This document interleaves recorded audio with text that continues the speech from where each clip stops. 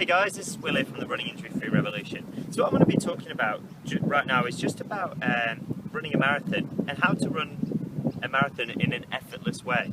So that sounds a bit weird because people really look at the marathon as the greatest test of human endurance. So I'll be focusing on how to obviously make it effortless in order to prevent against injuries and also to prevent against really collapsing during a race, whether it's your first marathon or even if you're experienced at it and you're finding it difficult to really progress during that distance. So the first thing to really know about marathon running is understanding two things really, and those two things are your two different speeds. A lot of people when they run, particularly longer distances, they want to go at the speed that's in their head. They think they want to run at a particular speed and they'll do anything to meet that. Sometimes when people really have to, when they try and reach a speed that is almost too far beyond them, they start to use too much power, they start to overstride, and they start to really burn through their glycogen stores too quickly. In order to, I think, become a successful marathon runner and for it to become as effortless as possible, you have to run at the speed dictated by your body. So I made a video right at the start when we created RIF REV about finding your sweet spot. What that's about is about creating movement using your body position, so using gravity. So it was about having that very small forward leaning position, ensuring your hips are in front of your contact point with your ground and your head in front of your hips. During that video we talked about just creating movement using gravity so you can start to relax from the waist down. And that's the real key, I think, to marathon running. It's about being really relaxed, creating movement using your body and not relying on power. And then after that as well, it's about making sure that you have good alignment, so you're not impinging upon those nerves, and that your nervous system is optimized so that blood flow is very efficient, and also that your breathing rate is very calm too.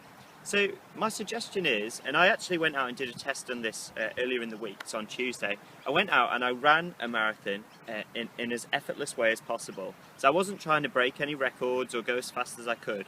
I ran it in about 3:51. So that was quite a nice comfortable pace, and I ensured that I stayed within a low running speed phase. So I was going at a very relaxed way, and I constantly stayed in a very faint forward leaning position. The other things I focused on was about staying tall, so I wasn't starting to come through the hips, because that's one thing that you'll see with marathon runners straight away, is when they start to tire, usually after that 20-25k mark, they'll start to bring their body back, they'll start to slam the foot harder on the ground, they'll start to sink through the hips, they'll become louder, and that's when a lot of the injuries onset, and typically that's when they start to burn through those glycogen stores and all of the energy sources in their body. So making sure that I was relaxed, also that I was really disengaging from the waist down, so my feet were relaxed, my thighs were relaxed, and I was contacting the ground below my centre of gravity. If you can do that, making sure your body's relaxed, you create movement using your upper body, and your lower body is coming back purely because of friction, so you don't have to use that power over that longer distance, because that can really start to tell on your body and make it even more difficult. Another thing that's important with marathons as well is getting used to being on your feet for a longer period of time.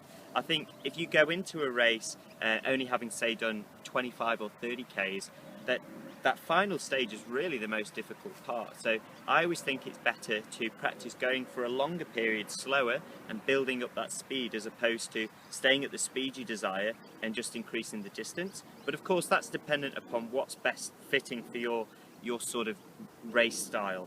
And there's the other thing as well, so you can even approach a race by just starting really slow and trying to speed up in the final stages for whatever you've got left in the tank, or it's deciding what your optimal speed is, where you can go at a constant pace without really breaking down your body too much and constantly holding that really comfortable pace for the race duration. So that's what I did earlier in the week. I stayed at a steady pace. I stayed around 11 Ks roughly per hour, and I just made sure that I was relaxed, followed good alignment, that I had a good toolkit, ensuring that I was going through those points throughout, staying tall, creating movement using my body, relaxing from the waist down, and that I wasn't overworking my body.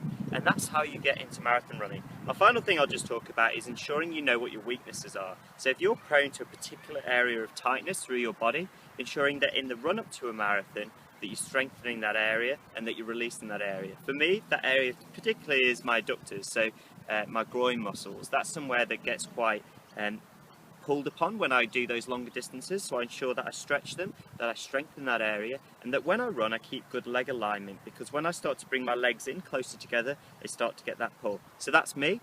For you, it will be deciding what your areas are that are most important to prevent those injuries and really focusing on them, because that's how you can start to run marathons more successfully, by working on those areas of weakness.